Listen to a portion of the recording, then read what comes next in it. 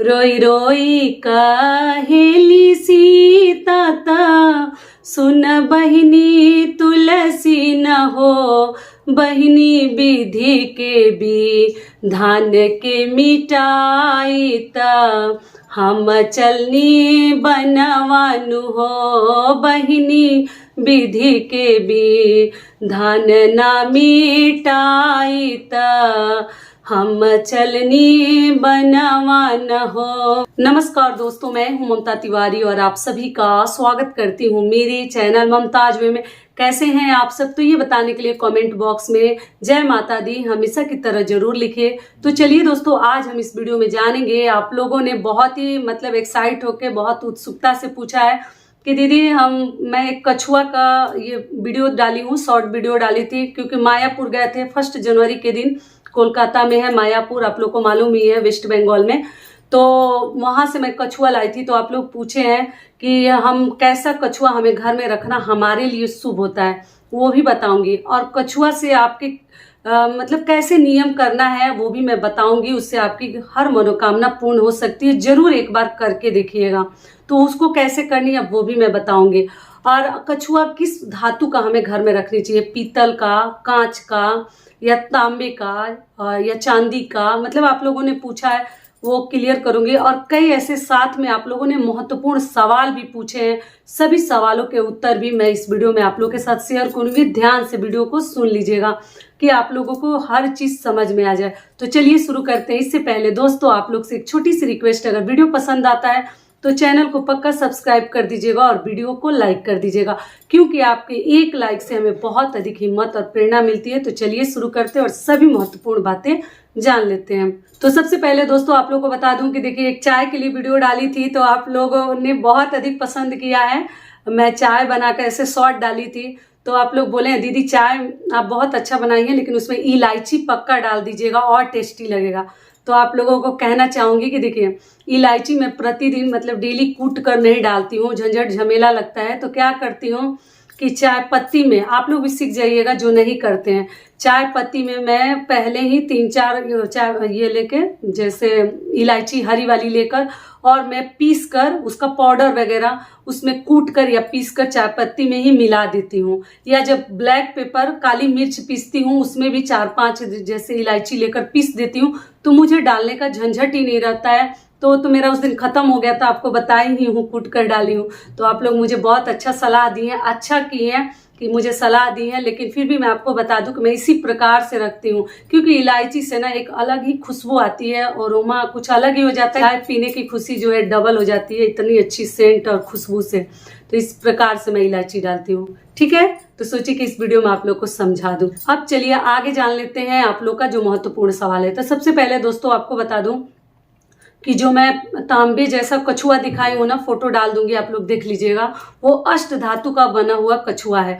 तो ऐसा कछुआ आप लोग रख सकते हैं। या जब भी हम जमीन का, घर के जो लैंड पे हम घर बनवाते हैं, जमीन पे, फ्लैट नहीं, तो उसके नींव में भी कछुआ डाला जाता है। नाग, नागिन, कछुआ और एक विष्णु भगवान का प्रतिमा सोने का बनाकर उसमें डाला जाता है।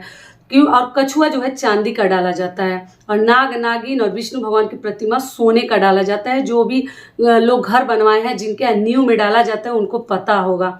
जब हम नींव की पूजा करते हैं, जब घर बनाने के लिए, तो उस समय भी कछुआ को बहुत अधिक शुभ माना जाता है, और कहीं ना कहीं वो भगवान का प्रतीक माना जाता है। भगवान का कच्छप अवतार, कश्यप अवतार आप लोग को मालूम ही है, विष्णु भगवान का ही अवतार माना जाता है। उसमें जो है अष्ट धातु का वो बना हुआ है। तो उस कछुआ को आप लोग पूछे कांच का रख सकते हैं, इस धातु का, उस धातु का। तो देखिए, आप जो भी चाहें कछुआ का आप रख सकते हैं। कांच की कोई भी चीजें नहीं रखनी चाहिए, आप धातु का रखें तो ज्यादा बेहतर है। आप पहले से ही रखी हैं, पूजा पाठ करती हैं, तब ना हटाए, रखे रहिए। ध्यान से थोड़ा बातों को दोस्तों सुनिएगा, और क्योंकि ना कोई भी बात समझाने में थोड़ा सा समय लग जाता है। तो आपको बता दूं कि देखिए, उस कछुआ को हमें करना क्या है कि लाल या पीले कपड़े में आप उसको लपेट कर रख दीजिएगा। कान में, कछुआ के कान में आप जो भी कहेंगे अपनी मनोकामना, एक बार आप लोग जरूर करके देखिएगा। देखिए, संतान के लिए, नौकरी के लिए या विवाह शादी के लिए, मतलब जिनके मन में परेशानी चल रहा है, कोई उपाय नहीं मिल रहा है। बहुत सारे आप लोग क्वेश्चन किए हैं कि दीदी तलाक के लिए वीडियो बनाइए कि तलाक ना हो, दीदी पति की लंबी उम्र के लिए उपाय बताइए। तो देखिए, लंबी उम्र के लिए कोई उपाय आदमी करता तो है कि ये उपाय करे, पूजा पाठ व्रत कि देखिए इसमें ये भी चीज बता दे रही हूँ, लेकिन किसी के हाथ में नहीं है, किसी के हाथ में किसी का जीवन नहीं है, आयु नहीं है। जो भगवान चाहेंगे वही होगा। लेकिन फिर भी हम लोग कोशिश करते हैं कि अच्छे अच्छे नियम धर्म करें, जिससे जो है ना कि मतलब किसी भी प्रकार का ग्रह जो है हमारे पति के ऊपर ना आए। तो आप लोग बोले हैं ठीक है, कोशिश करूंगी कि आप लोग जो भी वीडियो मांगते हैं उसके लिए बनाऊं। तो चलिए अब अपने पॉइंट पे चलते हैं। तो जो भी आपके मन में जैसे श्रद्धा है कि हमारा ये काम हो जाता, तो आप कछुआ के कान में बोल दीजिएगा और बोलकर कपड़े में लपेट कर रख दीजिएगा। पूजा के ही स्थान पे भी रख सकते हैं। और जब आपकी मनोकामना पूर्ण हो जाती है तो आप बहते जल में प्रवाहित कर दीजिएगा, घर में नहीं रखनी है। तो कछुआ का रखने का यही नियम है। अगर आपको कोई मनोकामना नहीं बोलनी है तो आप इसी प्रकार से केवल विष्णु भगवान का स्वरूप मानकर और पूजा पाठ भी घर में मंदिर में रख सकते हैं, पूजा पाठ कर सकते हैं।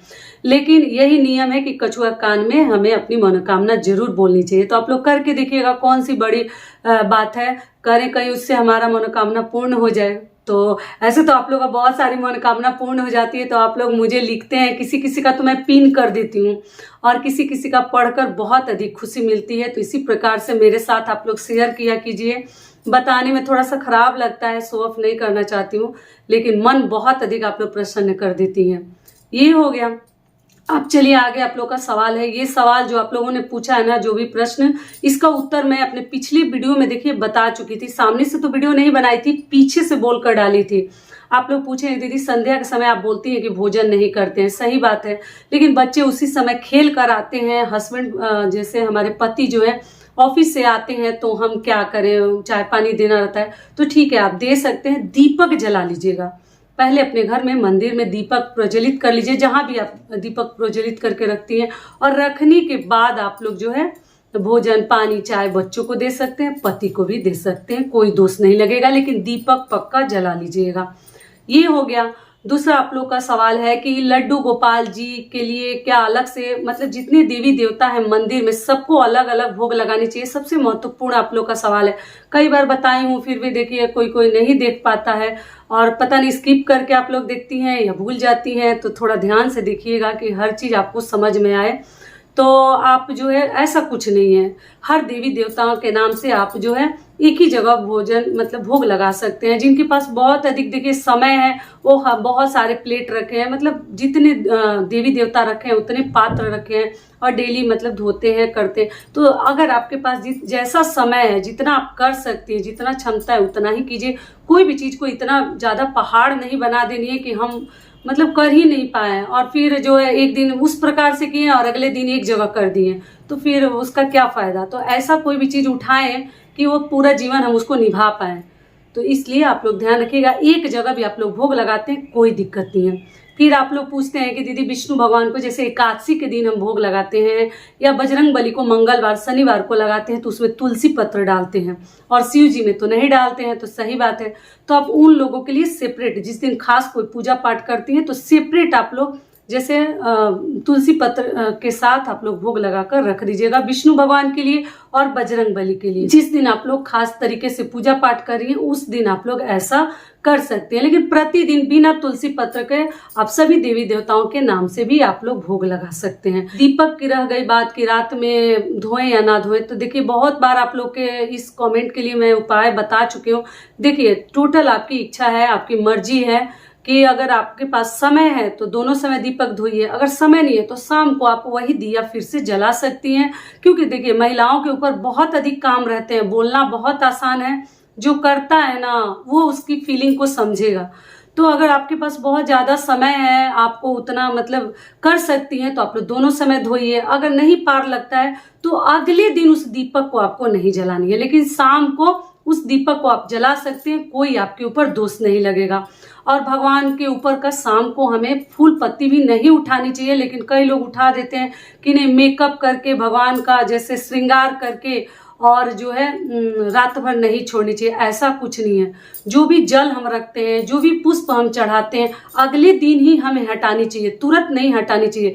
तुरंत हमें क्या हटानी है? केवल प्रसाद। प्रसाद आपको तुरंत मतलब 2-4 मिनट के बाद उठा लेनी चाहिए। ऐसा नहीं कि अगले दिन उठाएंगे मंदिर खाली नहीं रखेंगे, ऐसा कुछ नहीं है। आप 2-4 मिनट के बाद उठा लीजिए, ये उसके बाद से शाम को फिर अलग से आप लोग भोग लगा सकते हैं। लेकिन ऐसा कुछ नियम नहीं है कि जल को तुरंत उठा लेंगे, फूल को थोड़ी देर में शाम को उठा लेंगे, ऐसा कुछ नहीं। शाम को भोग लगाने के समय जो है उस जल को आप लोग हटा सकते हैं। जो भोग लगाते हैं, कई लोग भोग नहीं लगाते, केवल दीपक जलाते हैं। जो ऑफिस वाली लेडीज है या जो भी पुरुष लोग भी हैं तो केवल दीपक जलाते हैं। तो आप वैसा भी कर सकते हैं, लेकिन दोनों समय केवल हमें जल को बदलनी है। पुष्प वगैरह मत हटाइएगा, अगले दिन हटाइएगा। बाकी हर घर के नियम अलग है, वो भी आप लोग मन में ध्यान में रखते हुए कीजिएगा। सारी बातें क्लियर हो गई। अब आशा करती हूँ, उम्मीद करती हूँ कि इस वीडियो से आप लोगों को बहुत अधिक लाभ मिलेगा। फिर मिलती हूँ एक नए वीडियो में, तब तक के लिए नमस्कार। स्वस्थ रहिए, सुरक्षित रहिए और जहाँ कहीं भी रहिए खूब खुश रहिए। और वीडियो पसंद आता है तो चैनल को पक्का सब्सक्राइब कर दीजिएगा और वीडियो को लाइक कर दीजिएगा। धन्यवाद।